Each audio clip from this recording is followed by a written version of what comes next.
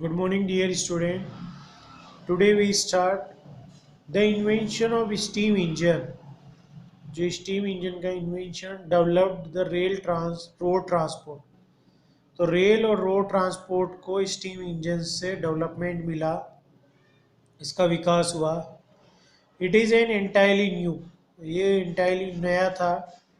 Cheap and fast mode of transportation, सस्ता और fast mode था transportation. Railroad railway lines were laid to run trains to haul passenger and goods from one place to another. तो rail road तो railway line बिछाई गई उस पर train को चलाने के लिए, जिससे बहुत ज़्यादा पैसेंजर और गुड्स को एक जगह से दूसरी जगह पर ले जाया जा सके। Steam ships were made, steam से चलने वाले शिप बनाए गए। Which carried large amounts of goods, जो ले जाते थे goods from one country to another, एक देश से दूसरे देश में सामानों को ले जाने का काम करते थे। Land transportation is the most common kind of transportation so far. तो land transportation most common transportation था। इन मेनी केसेस, बहुत केसेस में, it is the only suitable और अवेलेबल ट्रांसपोर्टेशन, ये सबके लिए सूटेबल और अवेलेबल ट्रांसपोर्टेशन था। Later on petrol and diesel engines were invented, उसके बाद पेट्रोल और डीजल के इंजन इन्वेंटेड हुए।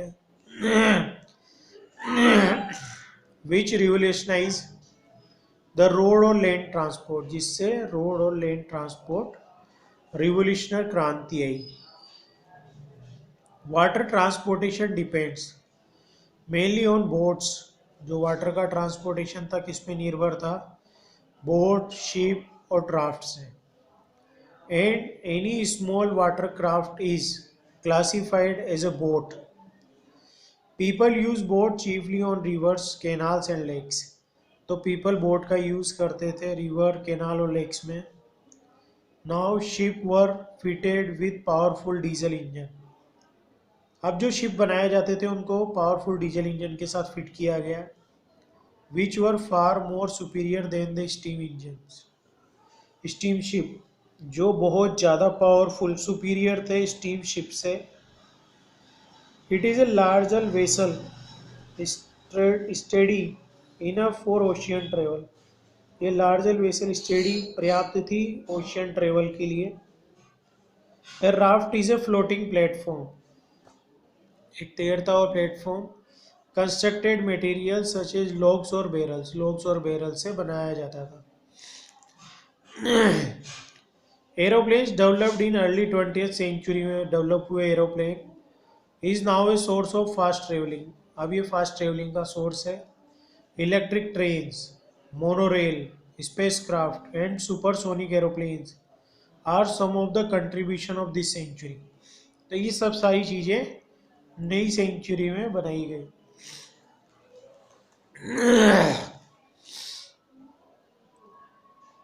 आप देख सकते हैं bus, car, ship, train, bullock cart, these all means of transportation के मीन्स हैं aeroplane, horse cart, metro train. Now next topic है नीड टू मेजर डिस्टेंस। तो हम डिस्टेंस को कैसे मेजर करें। We know people from prehistoric were travelling from one place to another. हम जानते हैं कि प्री हिस्टोरिक में, इतिहास से पहले, लोग ट्रेवल करते थे एक जगह से दूसरी जगह पर। द क्वेश्चन अराइजेज, क्वेश्चन होता है how the people knew how far they were travelled, कैसे वो जानते थे कि कितना दूर वो चल चुके हैं, कितनी डिस्टेंस उन्होंने कवर कर ली है। इन सिंपल वर्ड्स, साधारण शब्दों में, the question is what is the distance covered between the two places, क्या डिस्टेंस कवर की गई है दो प्लेसेस के बीच में। नाउ द टू प्लेसेस और पॉइंट्स में be close enough like the two ends of your house और may be far apart like the cities of Delhi and Mathura.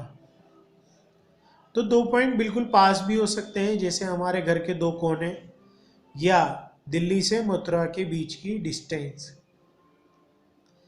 Much the same way, इससे same way, if you are asked what is your height, यदि तुमसे पूछा जाए तुम्हारी height क्या है, all we want to know, सभी जानना चाहते हैं, is the straight line length from the top of your head, आपके सिर के टॉप से बॉटम ऑफ योर फीट, आपके पैर तक की जो पूरी लेंथ है, स्ट्रेट लाइन लेंथ, उसको हम हाइट कहते हैं।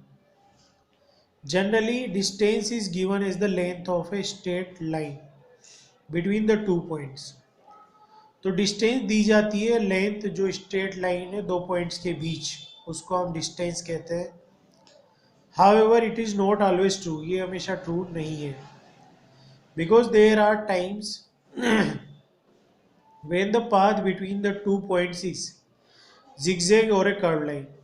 तो जब टाइम्स के अनुरूप उसका पाथ चेंज होता है, जिगजैग भी हो सकता है और कर्व लाइन भी हो सकता है। In such a situation the distance is the actual length. इन सब सिचुएशन में जो डिस्टेंस होती है वो एक्चुअल लेंथ होती है अलोंग द जिगजैग और कर्व पाथ। तो जिगजैग और कर्व पाथ के अलोंग ऐसा होता है। Let us take a simple example, what is length of your dining table, आपके लेंथ क्या है डाइनिंग टेबल की, and how will you find it, कैसे आप फाइंड करोगे इसको। Most probably you will answer measure the length with a measuring tape. तो measure करेंगे हम लेंथ मेजरिंग टेप से। यू आर प्रोबेबली राइट, आप सही हैं।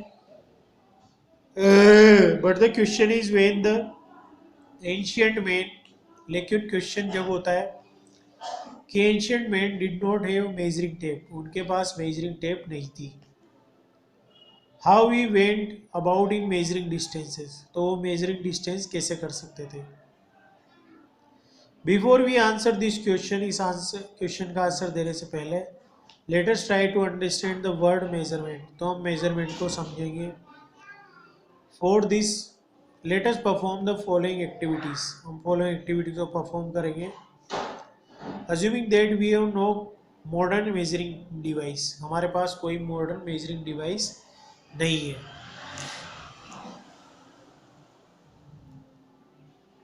Activity 1, to measure the length of table, measure करनी है हमें टेबल की length without using metric scale, metric scale का यूज भी है किए बिना।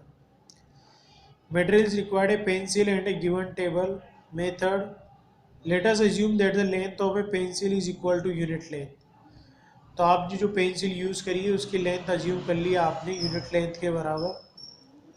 Place the pencil along the length of the table at point A, तो प्लेस करो पेंसिल को टेबल के अलोंग लेंथ पर point A. Mark the position of its tip on the table, mark करो पोजीशन इट्स के tip की table पर। Lift the pencil and place its end, उसको लिफ्ट करो पेंसिल को और एंड करो उसके on the mark point and again mark the position of its tip, और मार्क करो दोबारा उसकी पोजीशन उसके टिप पर। Continue doing so till you reach the other and, continue ऐसा करना है जब तक कि दूसरे एंड पर आप नहीं पहुंच जाते हो। So you have covered table length by 5 times, आपने टेबल लेंथ को 5 टाइम्स कवर किया by lifting the pencil. Then length of table is equal to 5 times the length of pencil, तो हम कह सकते हैं कि जो टेबल की लेंथ है वो पेंसिल की लेंथ के 5 टाइम्स है। Activity 2, to measure the length of dining table by using hand span, तो आपकी हैंड स्पान से आप यूज़ करके उसको मेज़र करेंगे। Method, take one hand span is unit of measure of length, तो हैंड स्पान को एक यूनिट मेज़र करेंगे। Measure the length of table by using hand span, record it, उसको रिकॉर्ड करेंगे। Now ask your friends to measure the length of the table by their hand span, तो अपने hand span से उसको major करो। You will be surprised that the length of the table is not same for all of you, तो table जो length है वो same नहीं है सभी के लिए। This is because the hand span of you and your friend are not equal, क्योंकि आपकी हैंड स्पान और आपके फ्रेंड्स की हैंड स्पान इक्वल नहीं है। Now we are in a position to answer what is measurement, तो अब हम आंसर दे सकते हैं कि मेजरमेंट क्या है। तो measurement, what is measurement? Measurement is the comparison, measurement को एक तुलना करते हैं of an unknown quantity with some known quantity of the same kind. समान काइंड की अननोन क्वांटिटी से नोन क्वांटिटी को हम कंपेयर करते हैं, उसे मेजरमेंट कहते हैं। The known fix quantity is the unit of measurement. इस नॉन फिक्स क्वांटिटी को मेजरमेंट की यूनिट कहा जाता है। 10, measurement of any object consist of दो पार्ट्स। तो किसी भी मेजरमेंट करते हैं जब भी, तो उसके दो पार्ट्स होते हैं। The unit of measurement, measurement की unit. The number of units the object measure, कितने नंबर ऑफ यूनिट्स है जो ऑब्जेक्ट मेजर करता है। For instance in activity 1, the length of a table is found to be 5 lengths of your pencil, then 5 is the number and pencil length is the unit of measurement. तो activity हमने देखा था कि जो length of a table है वो 5 length of your pencil है, तब 5 तो है वहाँ पर नंबर, और पेंसिल लेंथ है unit of measurement. Similarly, if the length of school hall is 20 metre, यदि स्कूल हॉल की लंबाई है 20 मीटर लेंथ है, देन 20 इज द नंबर, तो 20 को नंबर कहा जाएगा, and metre is the name of the unit of measuring length, तो मीटर को कहा जाएगा मेजरिंग लेंथ की unit. It must be kept in mind, ये माइंड में रखना चाहिए, that A measurement is complete only if it shows the number and the unit of measurement. केवल ये दिखाता है जब नंबर और यूनिट ऑफ मेजरमेंट, तब इसको मेजरमेंट कहा जाएगा, अदरवाइज इट इज इनकम्प्लीट और रॉन्ग मेजरमेंट, ये इनकम्प्लीट या रॉन्ग है।